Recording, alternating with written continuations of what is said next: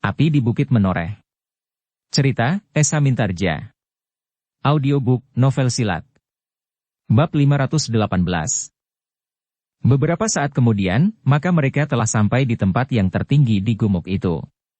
Di sebuah halaman yang luas, terdapat sebuah bangunan-bangunan yang lain. Lebih besar dari sekedar gandok pendapa yang agaknya sebagai bangunan utama itu. Inilah bekas padepokan kami, berkata orang yang memikul legen itu. Sebelum kami bercerai-berai dan membangun rumah kami sendiri-sendiri di atas gumuk ini. Gelagah Putih dan Rara Wulan mengangguk-angguk. Beberapa saat mereka berdiri di luar regol halaman yang terhitung cukup luas itu. Siapakah yang sekarang tinggal di rumah ini?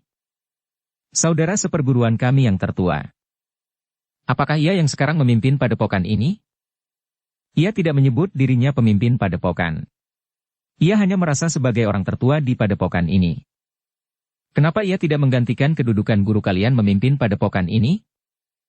Orang yang memikul legen itu menarik nafas panjang. Katanya, biarlah kakang nanti menyampaikan cerita yang agak panjang itu. Marilah, kita menemuinya. Gelagah Putih dan Rara Wulan agak ragu ketika mereka melangkah memasuki regol halaman rumah itu, mengikuti orang yang memikul bumbung-bumbung legen itu. Ketika mereka sampai di sebelah bangunan utama, maka orang yang memikul legen itu meletakkan bebannya. Ia pun kemudian masuk lewat pintu samping untuk memberitahukan bahwa ada dua orang tamu yang datang ke padepokan itu. Sejenak kemudian, maka Gelagah Putih dan Rara Wulan pun telah diterima oleh orang tertua di lingkungan yang masih saja disebut sebuah padepokan itu, sementara orang yang memikul legen itu pun langsung minta diri. Kenapa tidak duduk di sini sebentar? Bertanya pemimpin padepokan yang lebih senang disebut saudara tertua itu. Orang yang membawa legen itu pun menjawab. Aku masih ada kerja lain, Kakang. Baiklah. Nanti saja jika kerjamu sudah selesai, datanglah kemari. Iya, Kakang.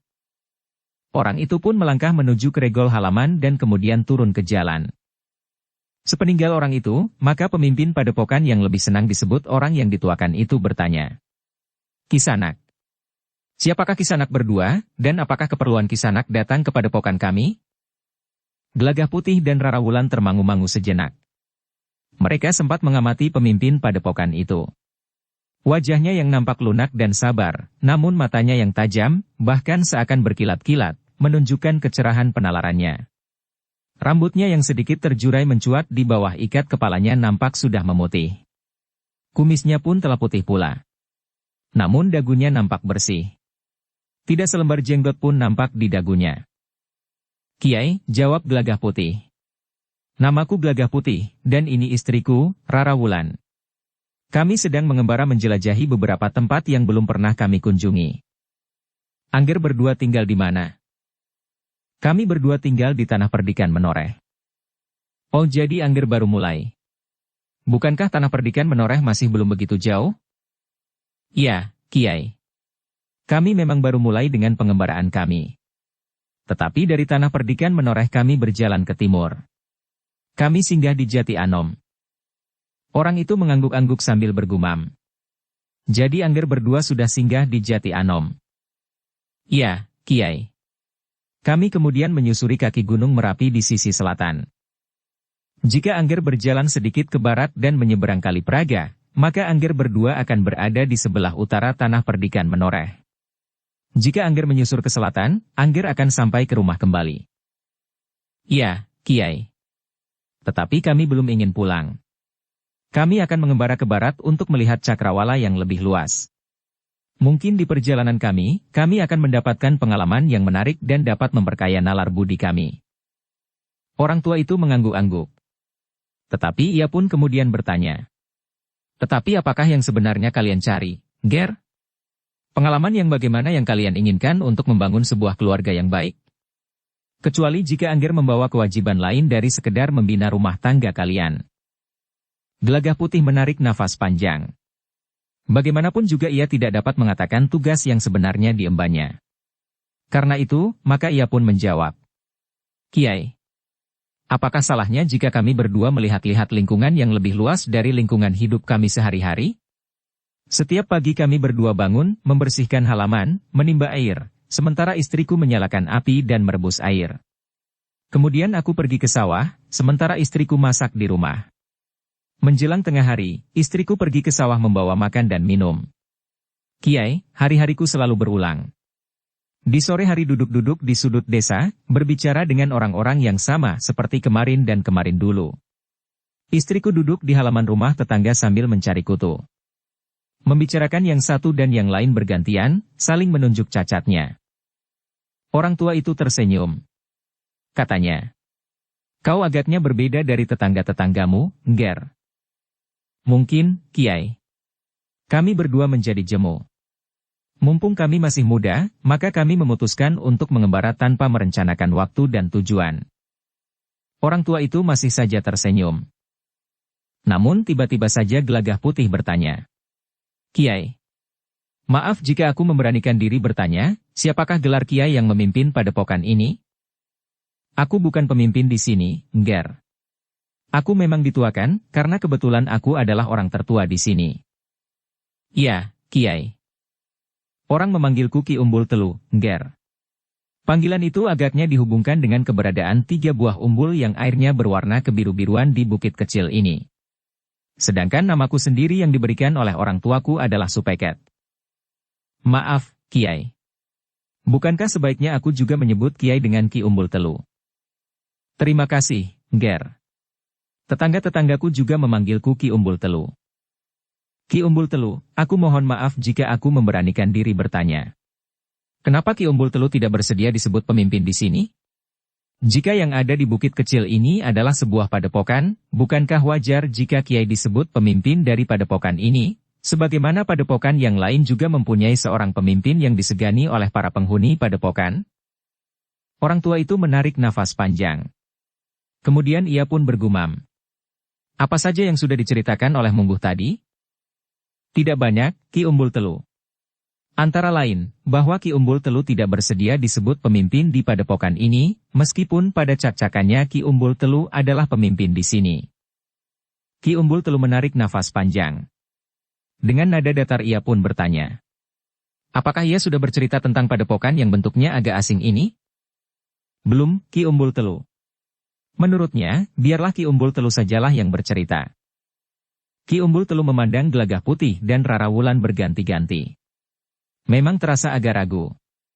Tetapi Ki Umbul Telu itu pun kemudian berkata, "Nger, selama ini aku tidak berniat untuk menceritakan tentang perjalanan hidup padepokan kami yang cacat ini. Namun rasa-rasanya aku tidak perlu menyimpannya lebih lama lagi. Tiba-tiba saja aku merasa bahwa tidak ada salahnya jika aku menceritakan kepada Angger berdua. Rasa-rasanya Angger berdua akan bersikap baik terhadap padepokanku ini. Ki Umbul Telu, kami adalah orang lain bagi padepokan ini. Tetapi siapapun kita tentu mempunyai keterkaitan dalam batas-batas tertentu. Kami akan mencoba untuk menghormati keterkaitan kami dengan padepokan ini dalam batas-batas itu." "Baiklah, Nger," nada suara Ki Umbul Telu menurun. Namun ia pun kemudian mulai bercerita tentang padepokannya itu. "Pemimpin sekaligus guru kami adalah seorang yang baik. Perguruan ini disebut perguruan awang-awang. Mungkin nama itu memancarkan sedikit kebanggaan, bahkan kesombongan. Tetapi sebenarnya bukan apa-apa. Kami merasa bahwa tempat tinggal perguruan kami adalah sebuah padepokan yang terletak di sebuah gumuk. Meskipun tidak setinggi Gunung Anakan sekalipun, namun rasa-rasanya kami mempunyai tempat yang lebih tinggi dari daratan, sawah yang digelar di bawah gumuk itu, serta padang perdu dan hutan itu. Guru kami yang berilmu tinggi serta sangat sareh dan sabar itu bergelar Kiai Tandawirasa." "Apakah Ki Tandawirasa itu sekarang masih ada?" bertanya Gelagah Putih. "Tidak. Beberapa tahun yang lalu, guru kami itu meninggal dengan cara yang tidak sewajarnya." "Maksud Ki Umbul Telu?" "Beberapa orang murid perguruan awang-awang ini telah memberontak." "Memberontak?" "Mereka mengira guru mempunyai sejumlah harta karun yang disembunyikan. Entah dari mana datangnya cerita itu." "Jadi mereka memberontak karena menginginkan harta karun itu?" "Ya. Menurut cerita yang mereka dengar, guru mempunyai harta karun yang sangat banyak. Harta karun yang diketemukan di bukit kecil ini. Di antaranya adalah sebilah keris yang besar, berpenduk emas bertahtakan berlian, sehingga harganya mahal sekali. Di samping itu terdapat berbagai macam perhiasan dan emas batangan. Mereka telah membunuh Kiai Tandawirasa? Ya. Melik Gendong Lali. Ketamakan mereka telah membuat mereka kehilangan kiblat. Mereka telah meracun guru yang sangat mempercayai murid-muridnya. Dalam keadaan yang tidak bersiap menghadapi keadaan itu, guru tidak membawa penawar racun pada waktu itu. Pada saat guru mulai dipengaruhi oleh racun yang terdapat di dalam minumannya, maka beberapa orang murid yang memberontak itu telah mencoba untuk memaksa guru membuka rahasia tentang harta karun itu. Tetapi guru tidak mengatakan sepatah kata pun. Meskipun murid-murid yang durhaka itu berjanji untuk memberikan obat penawarnya jika guru bersedia memberikan keterangan tentang harta karun itu, namun guru tidak mengatakan apa-apa sehingga saat maut menjemputnya.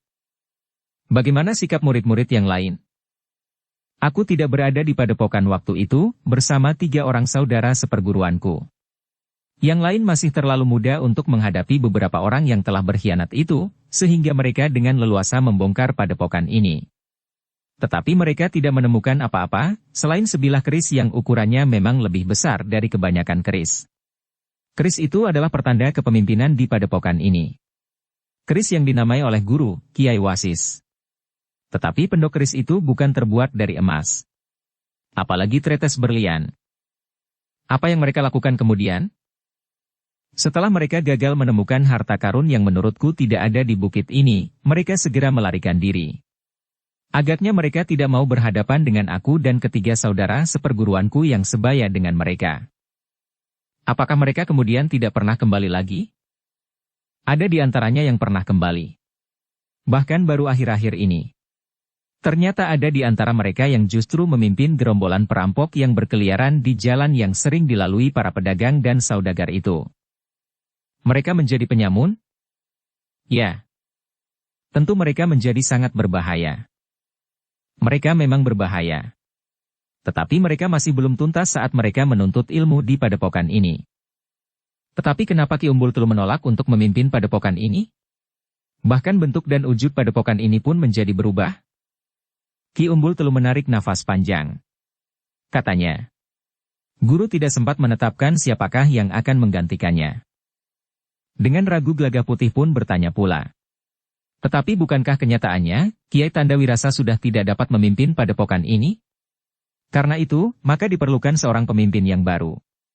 Meskipun Kiai Tandawirasa tidak sempat menunjuk penggantinya, namun para murid yang setia kepadanya akan dapat memilih di antara mereka. Adalah sudah menjadi ketentuan dari setiap angkatan, bahwa yang memimpin padepokan ini harus mengenakan pertanda. Sebilah keris yang bernama Kiai Wasis itu. Karena aku tidak memegang keris Kiai Wasis, maka aku tidak dapat disebut pemimpin dari perguruan di padepokan ini. Jadi, seandainya salah seorang murid yang memberontak yang membawa keris Kiai Wasis itu datang kembali ke padepokan, dengan sendirinya ia akan menjadi pemimpin. Tentu saja mereka tidak berhak, meskipun ada di antara mereka yang membawa keris Kiai Wasis, karena mereka mendapatkannya dengan cara yang tidak sah. Rara Wulanlah yang kemudian bertanya. Padepokan ini sekarang wujudnya sudah berubah, Ki Umbul Telu. Kenapa perubahan itu harus terjadi? Tidak ada lagi yang dapat menimbulkan padepokan ini dalam wujudnya yang lama. Karena itu, maka kami bersepakat untuk merubah wujud padepokan kami. Kami pun telah berpencar, meskipun masih tetap berada di atas gumuk ini. Para murid lalu berkeluarga dan membangun rumah tangga mereka masing-masing? Ya. Ada di antara mereka yang menikah di antara cantrik dan mentrik. Tetapi ada yang menikah dengan orang lain. Maksudku, bukan murid perguruan ini. Tetapi menikah dengan tetangga di padukuhannya atas kemauan orang tuanya. Atau dengan mereka yang masih mempunyai hubungan kadang, yang sudah agak jauh. Apakah di antara para penghuni bukit kecil ini masih tetap ada ikatan kekeluargaan sebagaimana sebuah perguruan? Masih. Kami masih tetap sekeluarga. Kami masih tetap meningkatkan kemampuan kami. Bukan saja dalam olah kanuragan, tetapi kami berusaha meningkatkan hasil kerja kami. Kerja di sawah, pembuatan gerabah, anyaman bambu dan lain-lain, sehingga hasil kerja kami pun meningkat harganya. Namun suara Ki Umbul Telu merendah. Tetapi akhir-akhir ini pasaran kami menurun. Terutama hasil kerja kami. Keadaan agaknya tidak begitu menguntungkan bagi kami. Justru karena jalur perdagangan yang terganggu itu. Ki Umbul Telu, berkata Gelagah Putih kemudian. Aku minta maaf bahwa pertanyaanku telah menjalar sampai kemana-mana. Dalam hubungannya dengan para perampok dan penyamun, apakah Ki Umbul Telu tidak dapat berbuat apa-apa? Jika Ki Umbul Telu dapat bekerja sama dengan para demang dan para pedagang yang lewat, maka lingkungan ini tentu akan menjadi ramai kembali. Aku juga sudah berpikir ke arah itu, Nger. Tetapi aku masih ragu-ragu. Aku tidak tahu sikap para demang. Aku pun tidak tahu, apakah para pedagang itu bersedia meramaikan lingkungan ini kembali. Apalagi barang-barang hasil kerja kami adalah barang-barang yang wujudnya besar. Tetapi Ki Umbul Telu dapat mencobanya. Gagasan itu timbul justru pada saat saudara seperguruan kami yang telah berkhianat itu datang mengunjungi kami di sini. Ki Umbul Telu dapat berbicara dengan para pedagang itu. Jika lingkungan ini menjadi aman, maka perdagangan pun akan dapat berjalan lebih baik. Ya, Nger. Tetapi yang terjadi justru sebaliknya. Bekas-bekas saudara seperguruan kami itu datang untuk minta hak mereka atas bukit ini. Mereka mengaku merasa berhak atas perguruan di padepokan ini. Terutama seorang di antara mereka yang memiliki keris Kiai Wasis itu. Aku tahu bahwa mereka akan mempergunakan bukit ini sebagai landasan dan sarang mereka. Gelagah Putih mengangguk-angguk. Namun ia pun kemudian bertanya. Bagaimana dengan padepokan ini? Apakah penghuni padepokan ini akan dapat bertahan? Aku tidak mencemaskannya, Nger. Setiap orang di padepokan ini, laki-laki dan perempuan, kecuali anak-anak, akan dapat turut membela padepokannya. Bahkan perempuan yang datang ke bukit ini sebagai seorang istri, yang semula sama sekali belum pernah bersentuhan dengan ilmu kanuragan, kini mereka merupakan bagian dari kami. Sementara itu, di bangunan induk ini ada beberapa orang anak muda yang berlatih dengan tekun, dan bahkan sudah memiliki tataran yang tinggi. Jika demikian, saudara-saudara seperguruan Ki Umbul Telu yang telah berkhianat itu tidak menjadi masalah bagi padepokan ini. Pada dasarnya memang demikian, Nger. Tetapi mungkin saja mereka akan datang dalam jumlah yang besar, jika mereka berhasil menghimpun para perampok dan penyamun untuk bekerja sama. Aku kira mereka akan mengalami kesulitan untuk bekerja sama dalam arti sepenuhnya dan sejujur-jujurnya. Mereka justru akan bersaing dan yang satu berusaha menghancurkan yang lain. Aku sependapat, Nger. Tetapi mereka dapat saja untuk sementara bekerja sama. Baru kemudian mereka berebut, siapakah yang akan berkuasa di sini. Memang mungkin sekali, gumam Gelagah Putih. Sebenarnya lah ada yang ingin aku katakan kepadamu, Nger. Gelagah Putih dan Rara Wulan saling berpandangan sejenak. Kemudian Gelagah Putih bertanya. Silahkan, Ki Umbul Telu. Kami akan memperhatikannya. Agaknya Angger datang tidak pada waktu yang baik. Sebenarnya kami yang berada di bukit ini merasa senang sekali mendapat kunjungan seseorang yang datang dari jauh seperti Angger berdua. Tetapi saatnya sajalah yang kurang tepat. Bukan maksudku mengusir Angger berdua. Tetapi karena keadaan di gumuk ini, maka aku ingin mempersilahkan Angger berdua melanjutkan perjalanan. Kenapa Kiai? Seperti yang sudah aku katakan, murid dari perguruan ini yang telah berkhianat itu telah datang kembali untuk menuntut hak mereka. Mereka yang dahulu tidak mau berhadapan dengan aku dan saudara-saudara seperguruan yang sebaya, kini justru datang untuk menantang. Ternyata mereka datang bersama kelompok mereka yang baru, para perampok dan penyamun. Mereka akan datang setiap saat, Nger. Jika pada saat mereka datang Angger berdua berada di sini, maka kedatangan mereka itu akan dapat membahayakan jiwa Angger berdua. Saudara-saudara seperguruan kami itu adalah orang-orang yang tidak berjantung, yang telah sampai hati membunuh gurunya sendiri karena ketamakan mereka terhadap harta benda duniawi. Apalagi terhadap orang lain. Tetapi bukankah mereka masih belum tuntas pada saat mereka berguru di sini? Bukankah dengan demikian, mereka tidak akan dapat melampaui kemampuan Ki Umbul Telu dan saudara-saudara seperguruan yang lain? Kebanyakan di antara kami juga masih belum tuntas pada waktu guru meninggal. Untunglah bahwa kami berempat telah mendapat kesempatan untuk menguasai semua unsur dari ilmu di perguruan awang-awang ini, sehingga kami mampu mengembangkannya dan membimbing saudara-saudara seperguruan kami yang lebih muda, yang kini masih berada di bukit ini. Ki Umbul Telu. Bukankah dengan demikian, kami berdua tidak perlu menjadi cemas bahwa hidup kami akan terancam, seandainya saudara-saudara seperguruan Ki Umbul Telu yang telah berkhianat itu datang kemari. Ger. Sudah aku katakan, aku tidak tahu seberapa banyak orang yang akan datang. Jika mereka yang datang itu melampaui batas kemampuan kami, maka bahaya itu akan timbul. Ki Umbul Telu, berkata Gelagah Putih kemudian. Kami mengembara untuk mendapatkan pengalaman yang akan dapat menjadi bekal bagi hidup kami kelak.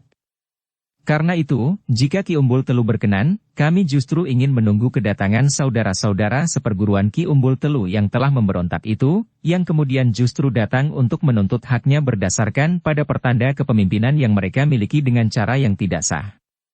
Adalah satu pengalaman yang menarik untuk mengenal orang-orang yang sampai hati berbuat demikian. Angger berdua. Aku yakin bahwa sebelum memutuskan untuk pergi mengembara, Angger tentu sudah memiliki bekal untuk melindungi diri sendiri di perjalanan. Meskipun demikian, jika terjadi sesuatu atas Angger berdua di sini, maka kami akan merasa bersalah, karena Angger berdua adalah tamu kami. Tidak, Ki Umbul Telu. Meskipun kemampuan kami tentu tidak sekuku ireng dibanding dengan kemampuan penghuni padepokan ini, tetapi kami berjanji tidak akan menyulitkan Ki Umbul Telu serta sanak kadang yang ada di padepokan ini. Kami akan berusaha melindungi diri sendiri, maka kami tidak akan menyalahkan siapa-siapa. Ki Umbul Telu pun tidak perlu merasa bertanggung jawab atas kegagalan kami. Namun semoga keberadaan kami di sini akan dapat, meskipun hanya seperti setitik air di lautan, ikut memikul beban perlawanan Ki Umbul Telu dan sanak kadang di padepokan ini. Ki Umbul Telu menarik nafas panjang. Katanya dengan nada dalam. Sikap Angger menyentuh hatiku, dan tentu juga saudara-saudaraku. Atas nama padepokan ini aku mengucapkan terima kasih. Tetapi kami tidak ingin menyulitkan Angger berdua yang masih akan menempuh perjalanan panjang. Ki Umbul Telu. Kami akan merasa senang sekali jika Ki Umbul Telu mengizinkan kami untuk tinggal di bukit ini barang 1-2 hari. Jika perhara itu datang, kami justru ingin mengalaminya. Ki Umbul Telu termangu-mangu sejenak. Namun pembicaraan mereka tertunda ketika orang yang memikul legen itu datang kembali ke bangunan utama padepokan itu. Tetapi ia sudah tidak membawa legennya lagi. Marilah, Mungguh Pratala. Naiklah, berkata Ki Umbul Telu mempersilahkan. Orang yang disebut Mungguh Pratala pun segera naik dan duduk bersama Ki Umbul Telu, Gelagah Putih dan Rara Wulan. Kakang, berkata Ki Mungguh Pratala. Aku baru saja ditemui oleh Damar. Damar? Ada apa? Ki Mungguh Pratala termangu-mangu sejenak sambil memandangi Gelagah Putih dan Rara Wulan. Namun Ki Umbul Telu pun berkata. Katakan. Aku percaya kepada Angger Gelagah Putih dan istrinya, meskipun aku baru saja mengenalnya. Ki Mungguh Pratala mengangguk-angguk kecil. Meskipun demikian agaknya ia masih saja ragu. Karena itu, maka Ki Umbul Telu pun berkata sekali lagi. Katakan, Mungguh Pratala. Ki Mungguh Pratala menarik nafas panjang. Kemudian katanya. Damar telah memberitahukan bahwa ia melihat 2 orang yang mencurigakan berkeliaran di sekitar bukit ini. Berbeda dengan kedatangan Kisanak berdua ini. Keduanya datang dengan sikap yang terbuka. Sedangkan kedua orang itu sengaja berusaha untuk tidak diketahui. Apakah mereka bukan saudara-saudara kita yang telah memberontak itu? Bukan, Kakang. Tetapi orang lain yang masih belum kita kenal di sini. Angger berdua, berkata Ki Umbul Telu. Sekali lagi aku peringatkan bahwa keberadaan Angger berdua di sini justru pada saat yang kurang baik. Ki Umbul Telu. Kami mohon agar kami diperkenankan untuk berada di padepokan ini. Kami ingin ikut mengalami peristiwa yang tidak menyenangkan ini. Benturan sesama saudara seperguruan. Tetapi Ki Umbul Telu tidak memulainya, dan bahkan sulit sekali untuk menghindarinya. Ki Umbul Telu mengangguk-angguk. Katanya. Baiklah, jika Angger berdua berkeras untuk tetap tinggal di padepokan ini. Terima kasih, Ki Umbul Telu. Mungguh. Jika yang dikatakan Damar itu benar, maka sampaikan kepada saudara-saudaramu agar mereka bersiap. Biarlah beberapa orang memperketat pengawasan.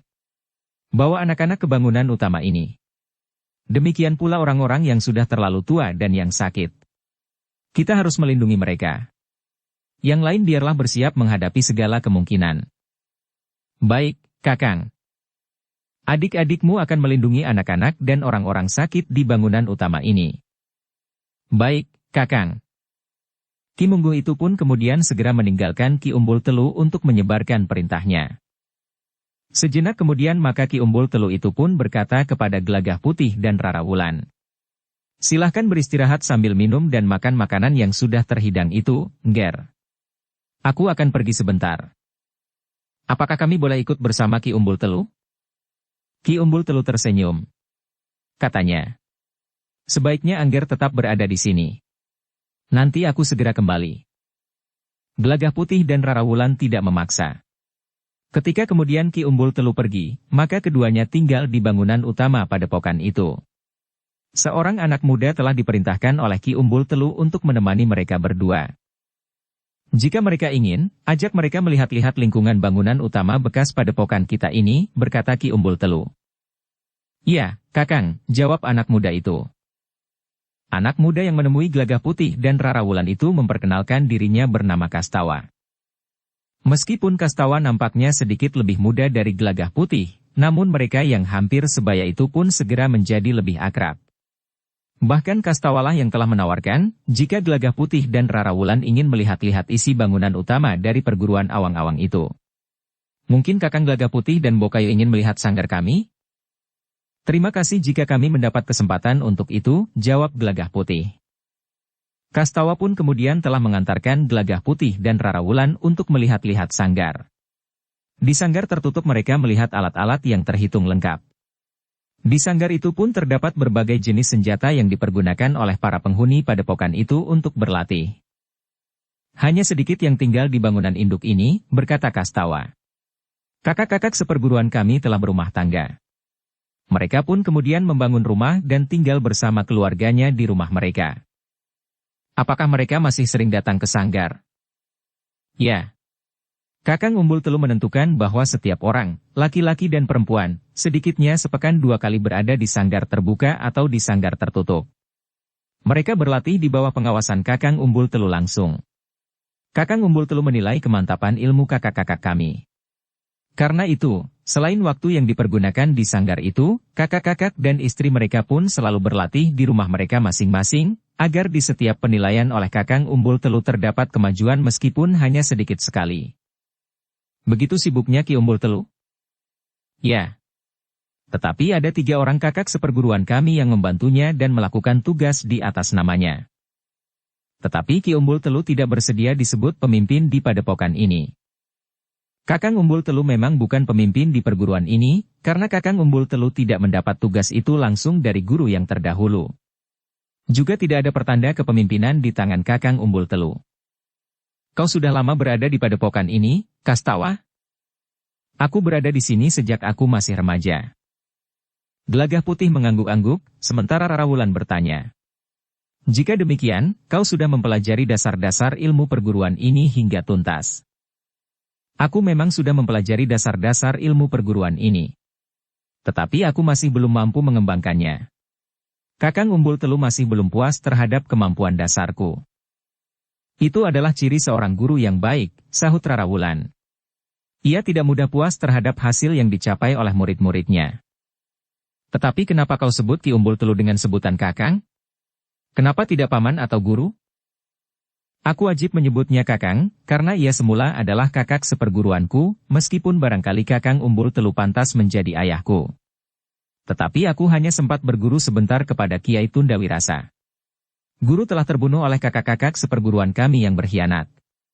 Sehingga akhirnya, yang kami pilih untuk menjalankan tugas guru adalah Kakang Umbul Telu. Gelagah Putih dan Rara Wulan masih saja mengangguk-angguk. Ketika mereka sampai ke sanggar terbuka yang cukup luas, maka Gelagah Putih dan Rara Wulan pun melihat peralatan yang lengkap pula sebagaimana di sanggar yang tertutup. Di sanggar terbuka itu, Gelagah Putih dan Rara Wulan melihat sekelompok anak muda sedang berlatih, di bawah pimpinan seorang yang umurnya sebaya dengan Ki Umbul Telu. Yang memimpin latihan itu adalah kakangku muda. Salah seorang dari 3 orang yang seangkatan dengan Kakang Umbul Telu. Namun agaknya umur mereka terpaut 2 tahun. Kakang Umbul Telu lebih tua dari kakangku muda. Gelagah Putih dan Rara Wulan mengangguk-angguk. Untuk beberapa saat mereka melihat latihan yang keras di bawah pimpinan Ki Kumuda. Luar biasa, desis Gelagah Putih. Dengan latihan-latihan seperti ini, maka murid-murid dari perguruan Awang-Awang adalah murid-murid yang pantas dibanggakan. Tapi perguruan kami adalah perguruan yang kecil saja, Kakang Gelagah Putih. Setelah terjadi pengkhianatan itu, maka kami seakan-akan telah menutup diri. Meskipun demikian, kekuatan yang tersimpan di dalamnya adalah kekuatan yang sangat besar. Terima kasih atas pujian itu, Kakang. Tetapi sebenarnya lah kami merasa sangat rendah diri terhadap perguruan-perguruan yang lain yang pernah kami dengar namanya. Gelagah Putih tidak menyahut. Ia tidak sepantasnya memberikan penilaian kepada kemampuan para murid dari padepokan itu. Ketika latihan itu sedang beristirahat, maka Kastawa pun telah memperkenalkan Gelagah Putih dan Rara Wulan kepada Ki Kumuda, yang menanggapinya dengan ramah. Namun seperti Ki Umbul Telu, maka Ki Kumuda pun berkata, Angger berdua datang pada saat yang buruk. Iya, Ki Kumuda. Tadi Ki Umbul Telu juga sudah mengatakannya kepada kami. Sebaiknya Angger berdua meninggalkan padepokan kami. Kami tentu tidak ingin jika Angger berdua yang tidak tahu menahu persoalannya, akan mengalami kesulitan di padepokan ini. Aku sudah minta izin kepada Ki Umbul Telu untuk tetap berada di padepokan ini, Ki Kumuda. Dalam pengembaraan kami ingin mengalami banyak hal yang dapat memperkaya cakrawala wawasan kami. Juga tentang pengkhianatan oleh saudara seperguruan. Kami sudah berjanji bahwa kami akan bertanggung jawab atas keberadaan kami di sini. Maksud kami tidak akan menyalahkan siapa-siapa jika kami gagal melindungi diri kami sendiri. Ki Kumuda menarik nafas panjang. Katanya, sebenarnya, jujur saja, setiap kekuatan betapapun kecilnya yang bersedia berdiri di pihak kami, akan kami sambut dengan gembira dan pernyataan terima kasih. Tetapi Angger berdua kebetulan adalah suami istri yang sedang mulai memasuki manisnya hidup berkeluarga. Terima kasih atas kepedulian Ki Kumuda. Tetapi perkenankan aku tetap berada di bukit kecil ini. Bahkan kami menunggu kesempatan untuk ikut menjamu kedatangan saudara-saudara seperguruan Ki Kumuda yang telah memberontak itu. Ki Kumuda mengangguk-angguk. Katanya, kami sudah mencoba untuk memberikan gambaran apa yang mungkin terjadi di bukit ini, Ngger. Kami mengerti, Ki Kumuda. Baiklah. Aku sebenarnya meyakini bahwa Angger pun tentu memiliki kemampuan untuk melindungi diri sendiri. Tetapi terus terang, kita tidak tahu seberapa besar kekuatan sekelompok orang yang sempat dikumpulkan oleh saudara-saudara kami yang telah memberontak itu. Kami akan merasa bersyukur jika keberadaan kami di sini dapat memberikan arti, betapapun kecilnya. Ki Kumuda menarik nafas panjang. Namun kemudian katanya, perkembangan terakhir menunjukkan kemungkinan yang buruk itu. Kakang Umbul Telu telah memerintahkan kami bersiap. Kami akan menyesuaikan diri kami, Ki Kumuda. Ki Kumuda tersenyum. Sebagai seorang yang berilmu tinggi, maka ia pun meyakini bahwa Gelagah Putih berilmu tinggi, menilik sikap dan kata-katanya. Tetapi Ki Kumuda tidak tahu tataran yang sebenarnya dari ilmunya dan ilmu istrinya yang menyertainya itu. Namun agaknya Ki Umbul Telu telah mengizinkan kedua orang itu tetap berada di padepokannya atas tanggung jawab mereka sendiri. Jika terjadi sesuatu atas mereka, maka mereka tidak akan menyalahkan siapa-siapa, karena para penghuni padepokan itu sudah memperingatkan mereka. Tetapi sebenarnya lah bahwa Gelagah Putih dan Rara Wulan merasa terpanggil untuk membantu murid-murid dari perguruan Awang-Awang itu, meskipun murid-murid itu memiliki kemampuan untuk melawan. Meskipun demikian, seperti yang diragukan oleh Ki Umbul Telu, berapa banyak orang yang bakal datang menyerang padepokan itu. Beberapa saat kemudian, ketika Ki Kumuda akan mulai lagi dengan latihan-latihannya, maka Gelagah Putih dan Rara Wulan diantar oleh Kastawa meninggalkan sanggar terbuka. Mereka masih melihat-lihat beberapa bagian dari bangunan induk di atas gumuk yang disebut sebuah padepokan itu. Namun agaknya keadaan berkembang menjadi semakin buruk. Tanda-tanda bahwa saudara-saudara seperguruan Ki Umbul Telu yang telah memberontak untuk datang bersama kekuatan yang besar menjadi semakin jelas. Bahkan dua orang yang tidak dikenal telah datang menemui Ki Umbul Telu. Silahkan duduk, Kisanak. Ki Umbul Telu mempersilahkan. Tetapi kedua orang itu menolak. Seorang di antara mereka berkata, aku hanya datang untuk menyampaikan pesan. Siapkan upacara penyerahan pimpinan perguruan ini. Semua penghuni padepokan ini harus hadir. Ki Umbul Telu menarik nafas panjang. Katanya, Kisanak, kembalilah kepada orang yang mengutus Kisanak datang ke padepokan ini. Biarlah orang itu sendiri datang. Dengan demikian maka kami akan dapat berbicara dengan baik-baik. Tidak ada pembicaraan apa-apa. Hanya ada dua pilihan. Menyerahkan kepemimpinan padepokan ini, atau padepokan ini akan dihancur leburkan. Kisanak, sudah tentu bahwa kami tidak akan dapat menyerahkan padepokan ini untuk menjadi sarang perampok dan penyamun. Siapakah yang mengatakan bahwa padepokan ini akan menjadi sarang perampok dan penyamun? Jika aku menyerahkan kepemimpinan padepokan ini kepada orang yang memerintahkanmu kemari, itu berarti bahwa aku menyerahkan padepokan ini kepada kekuasaan segerombolan perampok dan penyamun. Bahkan murid-murid dari perguruan ini pun akan dipaksa menjadi perampok dan penyamun pula. Kau mempunyai waktu semalam untuk memikirkannya, Ki Umbul Telu. Jika kau sependapat untuk menyerahkan kepemimpinan padepokan ini, kau harus mengibarkan kelebet berwarna putih di gerbang padepokan yang sudah kau rusak bentuknya ini. Kisanak, kami tidak akan berubah pendirian. Kami tidak akan menyerahkan kepemimpinan padepokan ini kepada siapapun juga. Kau harus menyerahkannya kepada yang berhak. Kepada yang memiliki pertanda kepemimpinan dari padepokan ini. Tidak. Kami pun harus menilai cara yang dipergunakannya untuk memiliki pertanda kepemimpinan itu. Terserah kepada Ki Umbul Telu. Jika kau keras kepala, maka isi padepokan ini akan ditumpas sampai habis. Kemudian yang akan tinggal di padepokan ini adalah penghuni-penghuni baru. Kami akan mempertahankannya sampai orang yang terakhir. Iblis kau, Umbul Telu. Ternyata kau adalah pembunuh yang tidak ada duanya. Kau bunuh orang-orangmu dengan tanpa belas kasihan. Fitnah yang kau lontarkan lewat mulutmu yang buruk itu tidak akan menggetarkan jantung kami. Sekarang pergilah. Katakan kepada murid-murid perguruan awang-awang yang telah berkhianat itu. Kami menunggu. Kami siap menghukum mereka karena pengkhianatan mereka itu. Kau akan ditelan oleh kesombonganmu sendiri. Ternyata kau adalah orang yang sangat picik, yang tidak tahu seberapa besar kekuatan kami.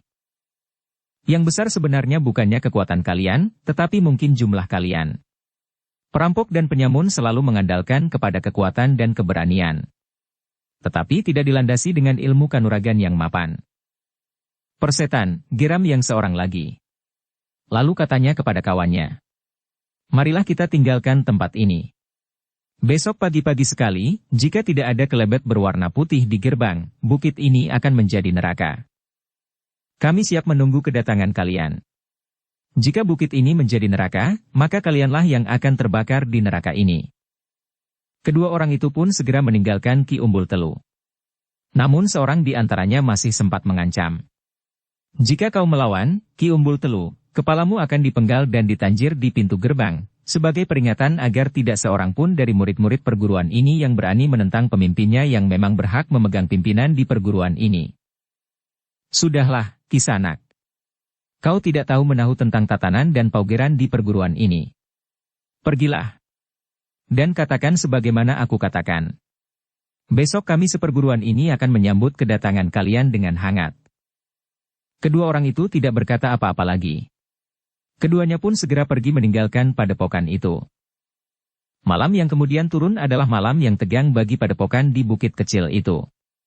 Semua anak-anak telah diungsikan di bangunan utama perguruan awang-awang yang telah berubah bentuknya. Sebagian dari murid-murid yang masih terhitung muda akan menjaga mereka. Selebihnya, meskipun mereka masih semuda Kastawa, namun mereka sudah pantas dilepas langsung menghadapi lawan. Mereka telah memiliki bekal yang cukup, karena mereka sudah terhitung cukup lama berada di padepokan itu. Dalam pada itu, setiap orang di padepokan itu pun telah mempersiapkan diri. Laki-laki dan perempuan. Bahkan ada di antara perempuan yang memiliki kemampuan melampaui suaminya dalam olah kanuragan.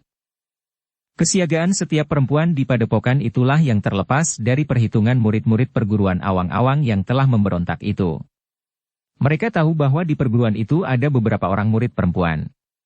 Tetapi mereka tidak tahu bahwa perempuan yang kemudian menikah dengan murid perguruan itu dan kemudian berada di padepokan, juga telah ditempa untuk menjadi bagian dari murid-murid perguruan awang-awang.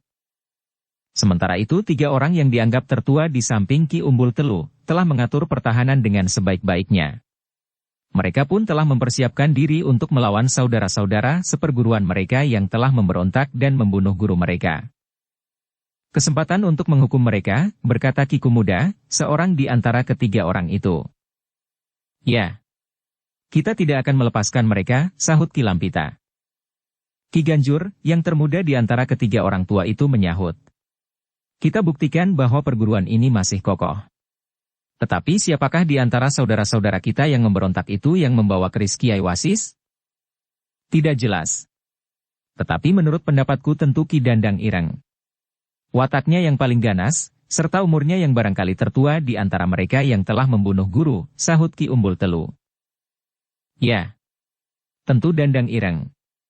Serahkan ia padaku. Aku berharap untuk dapat menangkapnya. Kita akan bekerja keras. Kita tidak tahu berapa banyak jumlah mereka.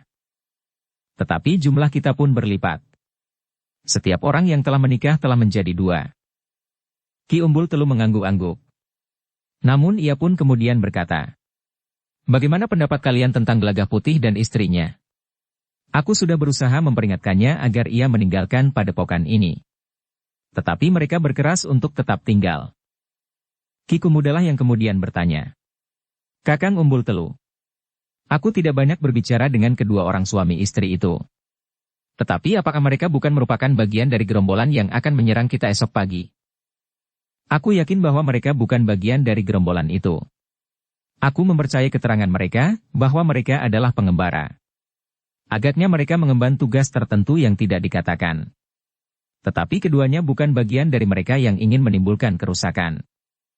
Aku menduga bahwa mereka mempunyai kepercayaan diri yang tinggi, sehingga mereka berani tetap tinggal di sini sampai esok pagi, desis Ki Lampita. Mereka akan mempertanggungjawabkan diri mereka sendiri. Jika terjadi sesuatu atas mereka, mereka tidak akan menyalahkan siapa-siapa. Apakah mereka akan berpihak dan membantu kita? Bertanya Ki Ganjur.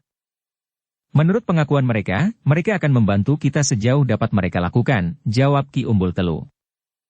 Jika benar-benar bantuannya ada artinya, kita tentu mengucapkan terima kasih kepada mereka. Sebaiknya aku menemui mereka sekali lagi, untuk mengabarkan perkembangan terakhir dari kemungkinan kedatangan gerombolan itu. Baiklah, Kakang, sahut Ki Kumuda. Biarlah semuanya menjadi jelas. Sementara itu jika mereka menjadi ragu, biarlah mereka meninggalkan padepokan ini selagi masih ada kesempatan. Tetapi ketika Ki Umbul Telu menemui Gelagah Putih dan Rara Wulan sekali lagi, mereka tetap pada keputusan mereka untuk tetap tinggal.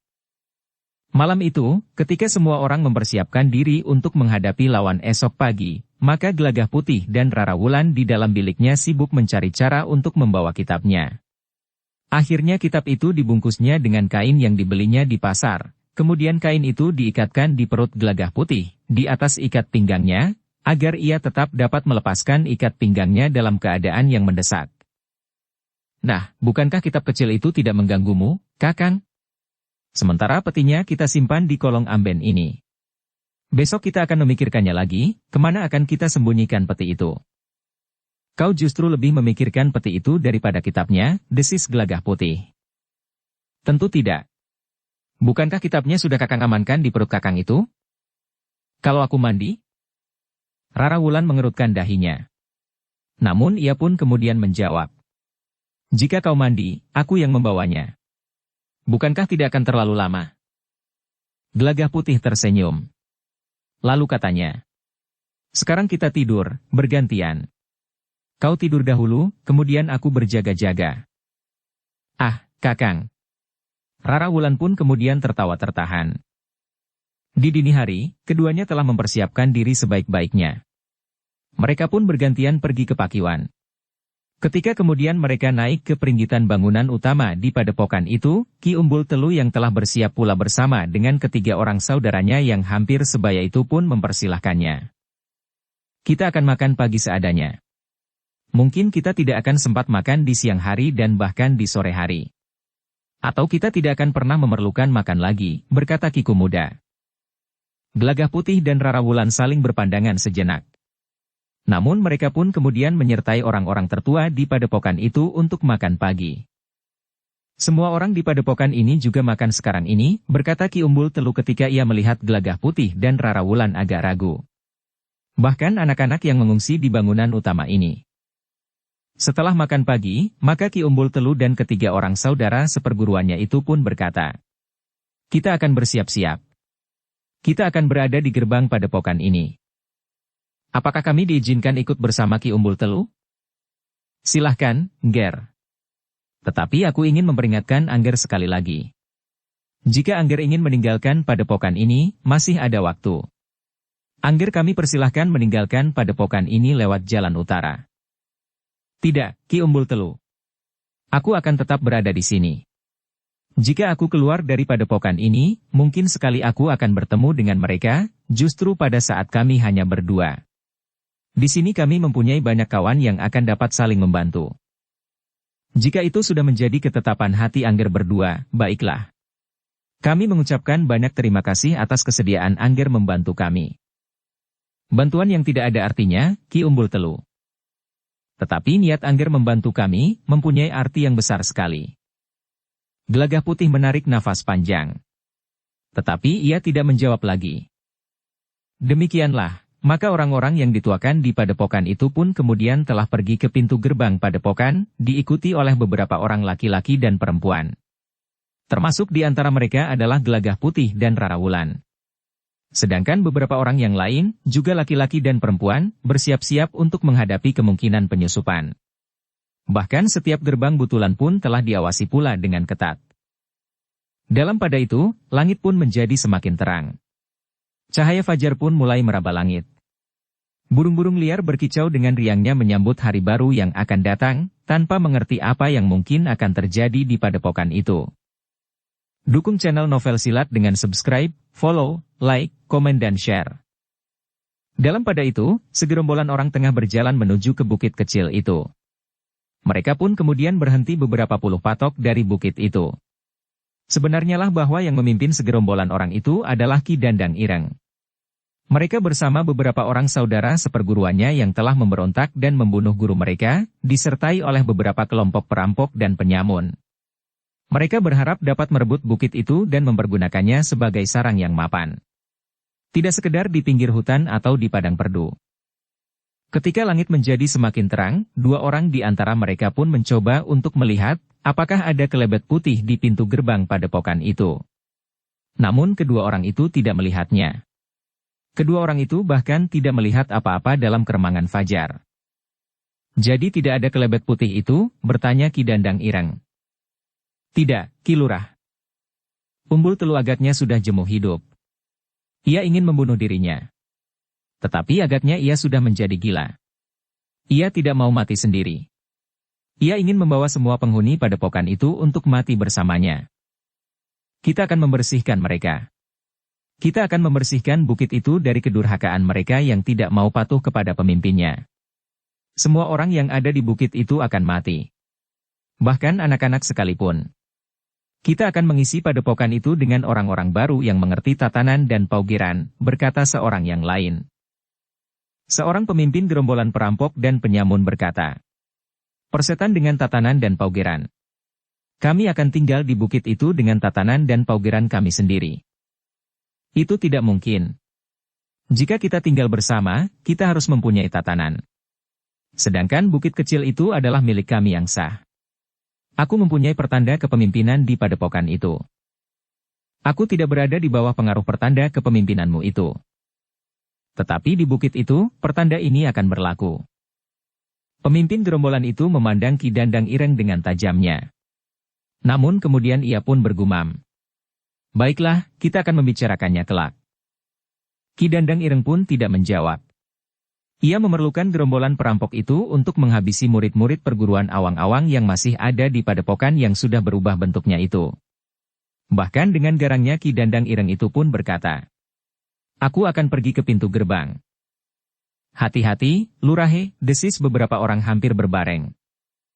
Ki Dandang Ireng pun kemudian mengajak dua orang saudara seperguruannya yang bersama-sama telah memberontak untuk pergi ke pintu gerbang. Ia yakin bahwa Ki Umbul Telu tentu berada di pintu gerbang itu. Sebenarnya lah, ketika Ki Dandang Ireng dengan kedua saudara seperguruannya sampai di depan pintu gerbang, maka Ki Umbul Telu, Ki Kumuda, Ki Lampita dan Ki Ganjur pun telah keluar pula dari pintu gerbang, menyongsong kedatangan Ki Dandang Ireng dan kedua saudara seperguruannya. "Selamat pagi, Adi Dandang Ireng," sapa Ki Umbul Telu. Wajah Ki Dandang Ireng menegang. Namun kemudian ia pun menjawab pula. "Selamat pagi, Umbul Telu. Kami sudah menunggu kedatangan kalian sejak dini." "Persetan kau, Umbul Telu. Aku datang untuk menagih kesediaanmu menyerah kepada kami." "Kesediaan menyerah? Apakah aku pernah menyatakan bersedia menyerah? Kau akan memasang kelebet berwarna putih di pintu gerbang itu." "Siapa yang mengatakannya? Ketika kedua orangku datang menemuimu, bukankah kau berjanji kepada mereka untuk memasang kelebet berwarna putih? Jika kau tidak mempunyai kain berwarna putih, maka biarlah orang-orangku memberimu selembar kain putih." Ki Umbul Telu tertawa. Katanya, "Kau memang seorang yang cerdik. Kau mencoba mempengaruhi orang lain dengan caramu itu. Tetapi bukankah kau memang akan menyerah, Umbul Telu? Kau tidak mempunyai kesempatan lagi.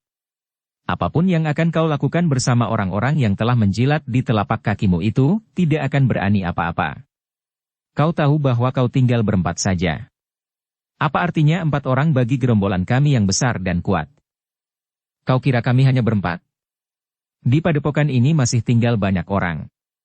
Selain kami berempat, masih ada Mungguh Pratala, masih ada Kastawa, masih ada Patrawira, dan masih banyak lagi saudara-saudara seperguruan kita yang tinggal di sini." Ki Dandang Ireng itu tertawa keras-keras. Katanya, "Sebut 100 nama yang tidak ada artinya apa-apa itu. Mereka bagi kami tidak lebih dari debu, yang jika ditiup akan beterbangan tanpa dapat ditolong lagi. Mereka akan segera disingkirkan dari lingkungan ini.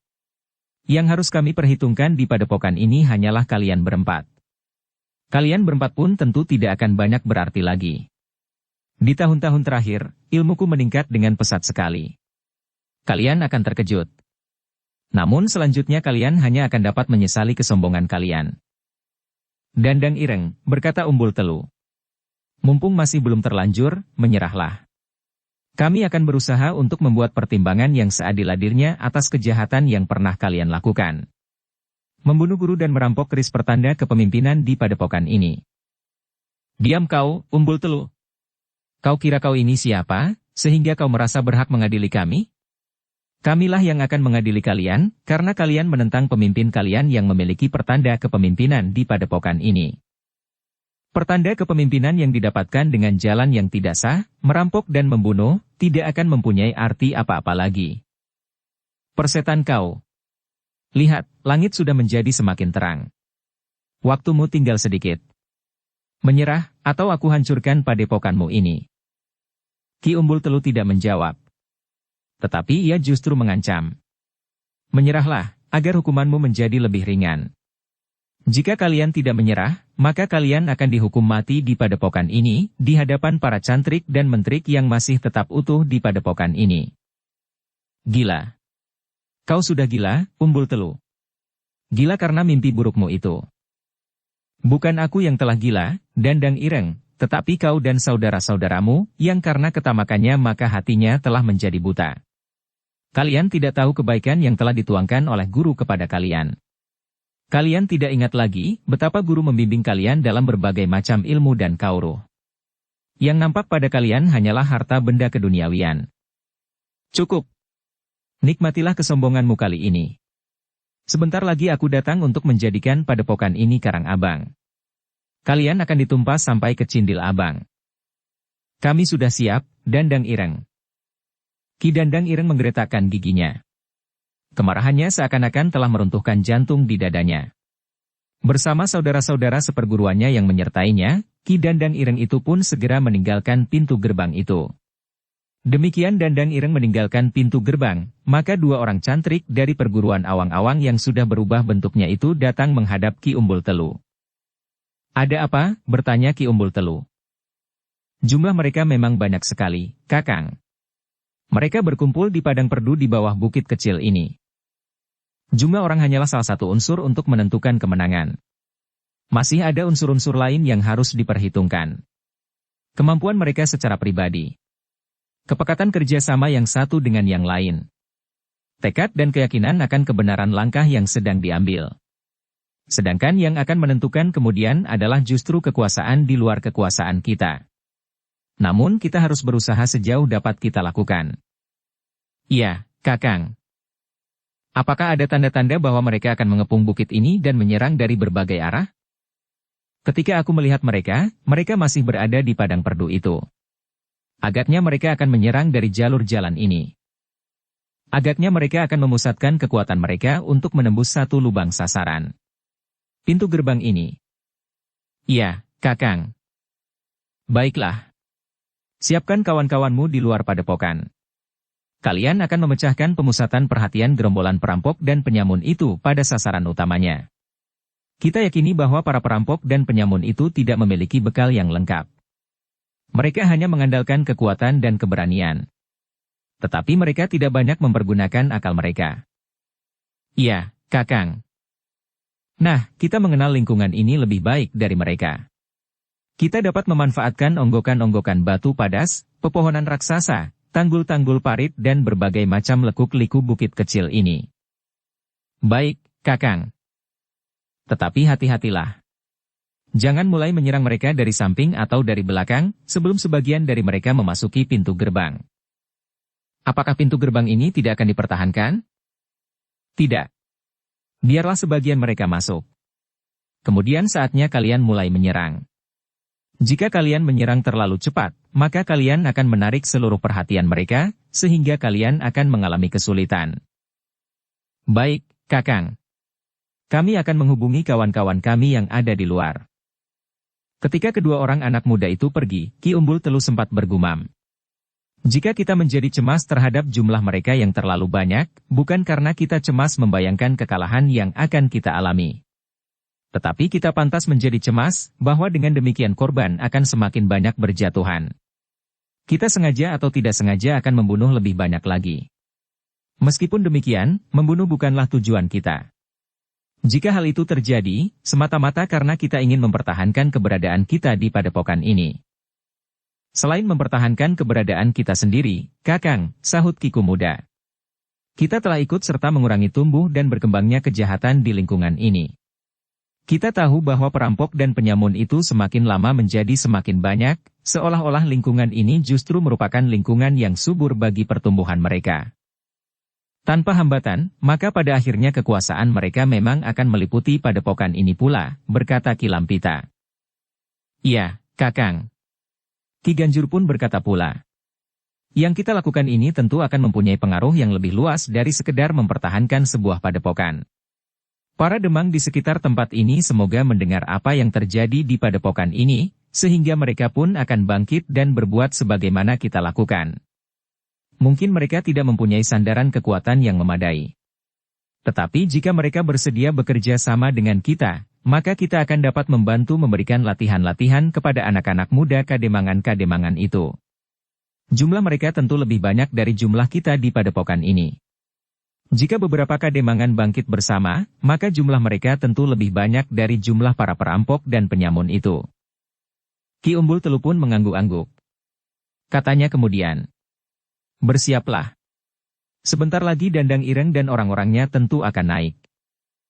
Keempat orang itu pun kemudian masuk kembali ke dalam regol padepokan.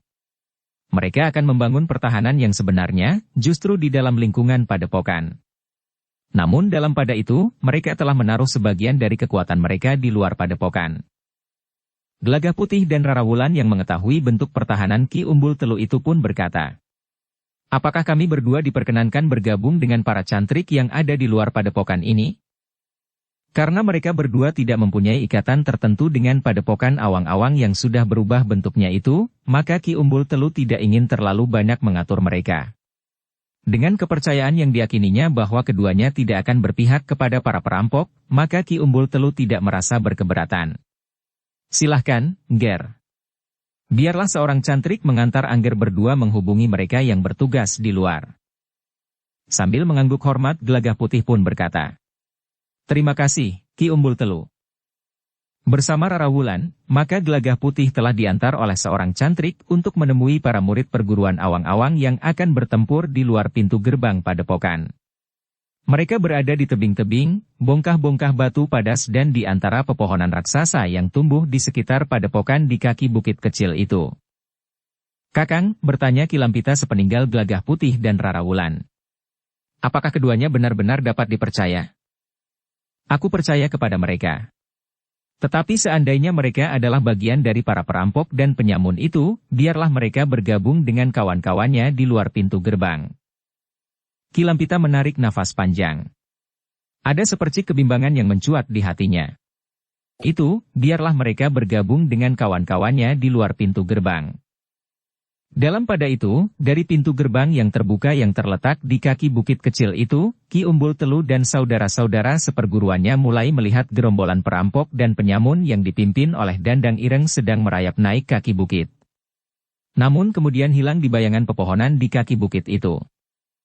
Ki Umbul Telu pun segera memberikan perintah kepada murid-murid dari perguruan awang-awang yang telah mempersiapkan diri untuk menyambut kedatangan mereka. "Kita tidak akan mempertahankan pintu gerbang. Tetapi kita harus memancing agar mereka memasuki pintu gerbang itu." Pintu gerbang padepokan itu pun segera ditutup. Beberapa orang telah siap di atas panggungan di sebelah menyebelah pintu gerbang dengan busur dan anak panah siap di tangan mereka. Perlawanan dari panggungan itu akan mendorong niat Ki Dandang Ireng dan orang-orangnya untuk segera memecahkan pintu gerbang yang diselarak dengan kokoh. Namun sebenarnya lah bahwa Ki Umbul Telu tidak ingin mempertahankan pintu gerbang itu. Beberapa saat kemudian, maka Ki Dandang Ireng dan orang-orangnya menjadi semakin dekat dengan pintu gerbang padepokan. Ternyata jumlah mereka memang terlalu banyak bagi murid-murid padepokan awang-awang. Tetapi murid-murid dari padepokan awang-awang itu sama sekali tidak menjadi gentar. Jika seorang di antara mereka yang berada di panggungan memberikan laporan tentang jumlah lawan yang datang, bukan karena ia menjadi ngeri, tetapi semata-mata ingin agar saudara-saudaranya benar-benar mempersiapkan diri sebaik-baiknya. Namun laporan itu telah mendorong Ki Umbul Telu bersama ketiga orang saudaranya yang sebaya untuk naik ke panggungan pula. Sebenarnya lah bahwa dada mereka pun berdesir ketika mereka melihat gerombolan perampok yang datang menyerang padepokannya. Namun keempat orang itu dengan penuh keyakinan percaya bahwa saudara-saudara seperguruannya akan dapat mengatasi mereka. Meskipun jumlah mereka jauh lebih sedikit, tetap dengan memanfaatkan medan, mereka berharap akan dapat membuat lawan mereka kebingungan sehingga perhatian mereka terpecah belah. "Berikan busur dan sejumlah anak panah," berkata Ki Umbul Telu. Ternyata Ki Kumuda, Ki Lampita dan Ki Ganjur juga melakukan hal yang sama. Mereka akan berada di panggungan itu untuk mengurangi jumlah lawan dengan busur dan anak panah. Dalam pada itu, beberapa puluh langkah dari pintu gerbang, Ki Dandang Ireng menghentikan pasukannya. Bersama dua orang saudara seperguruannya, Ki Dandang Ireng maju beberapa langkah sambil berteriak. "Ini adalah kesempatanmu yang terakhir, Umbul Telu. Jika kau bersedia menyerah, maka kau akan mendapat tempat yang baik di antara kami." Ki Umbul Telu sama sekali tidak menjawab. Bahkan ia tidak segera menampakkan dirinya di atas panggungan. "Umbul Telu," teriak Ki Dandang Ireng. "Kau dengar suaraku ini? Jika kau tidak mempergunakan kesempatan terakhir yang aku berikan ini, maka aku benar-benar akan menghancurkan padepokan ini. Aku akan membangun di atasnya padepokan yang baru, sesuai sebagaimana padepokan ini sebelumnya. Sebelum kau rusak dengan tatananmu yang menyalahi kemauan guru." Ki Umbul Telu tidak menjawab. Ia yakin bahwa saudara-saudara seperguruannya tidak akan terpengaruh oleh kata-kata Ki Dandang Ireng itu, karena setiap orang tahu bahwa Ki Dandang Ireng bersama beberapa orang saudara seperguruannya yang tamak telah membunuh guru mereka dengan cara yang amat sangat licik. Justru pada saat Ki Umbul Telu, Ki Kumuda dan Ki Ganjur tidak ada di padepokan. "Baik, baik, Umbul Telu. Agaknya kau telah bersiap untuk mati. Tetapi begitu kelamnya hatimu, sehingga untuk mati kau telah berniat membawa semua murid dari perguruan kita." Ki Umbul Telu masih tetap berdiam diri. Tetapi tangannya telah menjadi gemetar. Rasa-rasanya ia ingin segera menarik tali busur dan melepaskan anak panahnya. Karena teriakan-teriakannya tidak dapat jawaban, maka Ki Dandang Ireng itu pun segera meneriakkan aba-aba untuk menyerang. "Pecahkan pintu gerbang itu. Kita akan memasuki padepokan dan menghancurkan segala isinya, serta membunuh setiap orang yang ada di dalam padepokan itu. Perintah itu tidak perlu diulang. Pasukannya pun segera bergerak maju memanjat tanah miring di kaki bukit. Sebagian langsung menuju ke pintu gerbang padepokan itu. Mereka telah mempersiapkan beberapa macam alat untuk memecahkan pintu gerbang, yang menurut dugaan mereka akan dipertahankan dengan mengerahkan segenap kemampuan dari isi padepokan itu. Namun demikian mereka mendekati pintu gerbang, maka anak panah pun segera menghambur dari kedua panggungan di sebelah-menyebelah gerbang padepokan. Bahkan Ki Umbul Telu, Ki Kumuda, Ki Lampita dan Ki Ganjur ada di panggungan itu pula. Bidikan para murid perguruan awang-awang itu ternyata jarang sekali meleset. Beberapa orang pun segera terkapar jatuh. Sedangkan yang lain mampu menangkisnya dengan senjata yang ada di tangan mereka. Dalam pada itu, beberapa orang pun berusaha memanjat dinding padepokan yang memang tidak terlalu tinggi. Sementara beberapa orang dengan balok kayu yang besar berusaha memecahkan pintu gerbang. Ki Umbul Telu, Ki Kumuda, Ki Lampita dan Ki Ganjur tidak terlalu lama berada di panggungan. Namun keberadaan mereka di antara saudara-saudara seperguruan mereka yang lebih muda itu telah mengurangi jumlah lawan. Sementara itu beberapa orang yang lain masih tetap berada di panggungan dengan busur dan anak panah. Bahkan ada beberapa orang yang melontarkan lembing berujung tajam. Dalam pada itu, pintu gerbang yang memang sengaja tidak dipertahankan dengan segenap kemampuan itu pun akhirnya pecah. Demikian pintu gerbang itu pecah, maka orang-orang yang menyerang padepokan itu pun segera berserakan memasuki padepokan yang telah berubah bentuknya itu. Padepokan yang bentuknya mirip sebuah padukuhan. Namun isi padukuhan itu adalah orang-orang yang berilmu dan terikat oleh satu perguruan. Namun, demikian mereka memasuki padepokan bagaikan arus air di bendungan yang pecah, maka para penghuni padepokan itu pun telah siap menyambut mereka. Anak panah dan lembing pun segera menghambur dari balik pepohonan, sehingga beberapa orang telah terjatuh terguling dengan anak panah atau lembing tertancap di tubuh mereka. Tetapi yang lain masih juga mampu menangkis serangan-serangan itu dengan pedang, tombak, kapak atau jenis-jenis senjata mereka yang lain. Beberapa saat kemudian telah mengumandang teriakan-teriakan yang keras melintasi tebing dan lembah di bukit kecil itu. Teriakan-teriakan kemarahan berbaur dengan rintih kesakitan. Dalam pada itu, di antara para penghuni padepokan itu pun telah mulai meletakkan busur dan anak panah mereka ketika para pengikut Ki Dandang Ireng telah berlari-lari memasuki padepokan itu semakin dalam, dan menggantinya dengan pedang. Meskipun demikian, masih ada 1-2 orang yang dengan hati-hati merunduk dan melepaskan anak panah dengan tiba-tiba dari arah yang tidak diketahui. Dengan demikian maka pemanah-pemanah gelap itu merupakan hambatan yang semula tidak diperhitungkan oleh Ki Dandang Ireng.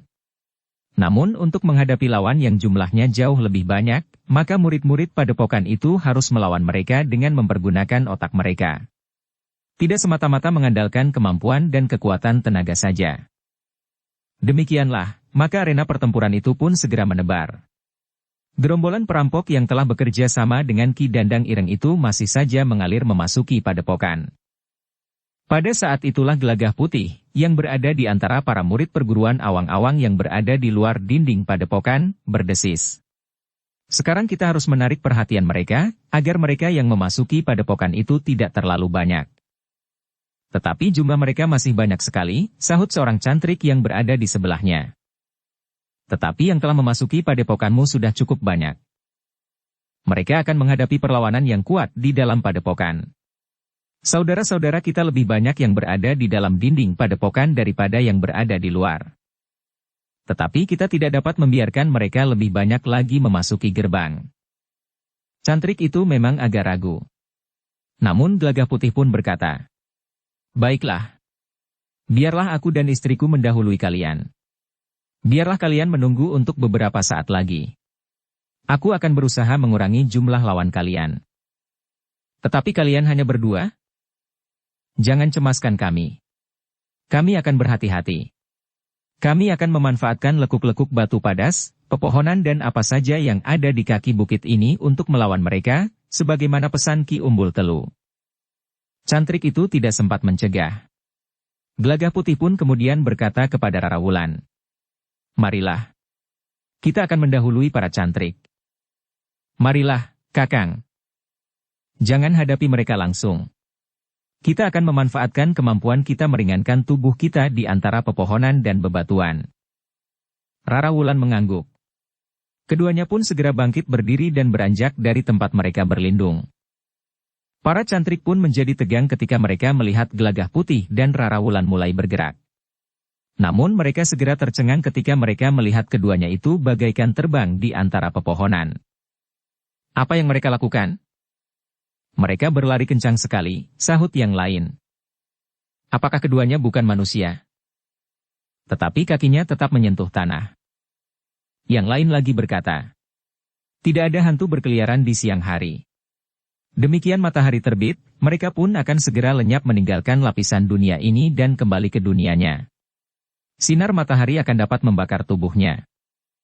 Jika demikian, di dunia mereka tidak pernah melihat sinar matahari. Mungkin sekali. Mungkin dunia mereka selalu berkabut, atau terdapat lapisan-lapisan lain yang membayangi sinar matahari itu. Ah, entahlah. Tetapi kedua orang suami istri itu sudah hilang. Mereka sudah memasuki medan. Sebenarnya lah Gelagah Putih dan Rara Wulan telah mulai menyerang gerombolan perampok yang sedang berdesakan memasuki gerbang padepokan yang tidak terlalu lebar itu. Ketika dua orang terlempar menimpa kawan-kawan mereka, para perampok itu pun terkejut. Mereka yang berada di lapisan belakang segera berpaling dan bahkan berbalik. Iblis kau! Siapakah kalian berdua, yang tiba-tiba saja telah menyerang kami dari belakang? Kami murid perguruan Awang-Awang. Kenapa? Bukankah wajar jika kami berusaha mencegah kalian memasuki padepokan kami, jawab Gelagah Putih. Murid perguruan Awang-Awang?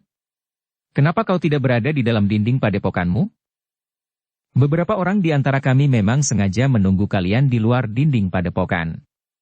Kami akan memecahkan perhatian kalian, sehingga kalian harus menghadapi kami dari depan dan dari belakang. Sementara itu kalian akan terjepit di pintu gerbang padepokan. Para perampok itu tidak bertanya lebih banyak lagi. Beberapa orang di antara mereka pun segera menyerang. Mereka akan menyelesaikan keduanya dengan cepat, sementara yang lain tetap saja bergerak memasuki padepokan. Namun keduanya memang telah mengguncang medan. Gelagah Putih dan Rara Wulan mampu bergerak dengan cepat sekali. Tangan dan kaki mereka menyambar-nyambar dengan tangkasnya. Beberapa orang segera terlempar. Gelagah Putih bahkan telah mengangkat dan memutar seseorang di atas kepalanya. Ketika orang itu dilepaskan, maka tubuhnya terlempar menimpa beberapa orang kawannya yang berada dekat dengan pintu gerbang. Dengan demikian keberadaan Gelagah Putih dan Rara Wulan itu benar-benar telah memecah perhatian para perampok yang masih berada di luar pintu gerbang. Dalam pada itu, ternyata para cantrik telah menjadi gelisah. Mereka membayangkan bahwa dua orang suami istri itu sedang bertempur dalam kesulitan menghadapi gerombolan perampok yang garang itu. Jangan biarkan mereka terjebak oleh keganasan para perampok, berkata seorang cantrik yang sudah memiliki tataran yang cukup tinggi. Sementara itu, beberapa orang cantrik yang bersembunyi di sisi lain, memang terkejut melihat medan terguncang. Mereka belum mendengar isyarat untuk menyerang. Tetapi di bagian belakang gerombolan perampok yang sedang berusaha memasuki pintu gerbang yang telah dipecahkan itu telah terjadi pertempuran. Bahkan dari celah-celah pepohonan mereka melihat beberapa orang perampok telah terpelanting jatuh. Bahkan ada di antara mereka yang terbentur batang-batang pepohonan yang besar yang menghutan di luar dinding padepokan. Apa yang terjadi sebenarnya? Bertanya seorang cantrik. Entahlah. Tetapi kita tunggu saja perintah, jawab yang lain. Sementara itu Gelagah Putih dan Rara Wulan telah bertempur dengan garangnya. Keduanya berloncatan di antara ayunan senjata lawan yang jumlahnya jauh lebih banyak. Bahkan sekelompok perampok berusaha untuk mengepung keduanya.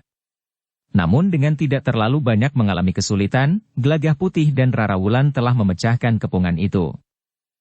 Bahkan keduanya kadang-kadang telah berloncatan menjauhi medan. Mereka membiarkan beberapa orang memburu mereka.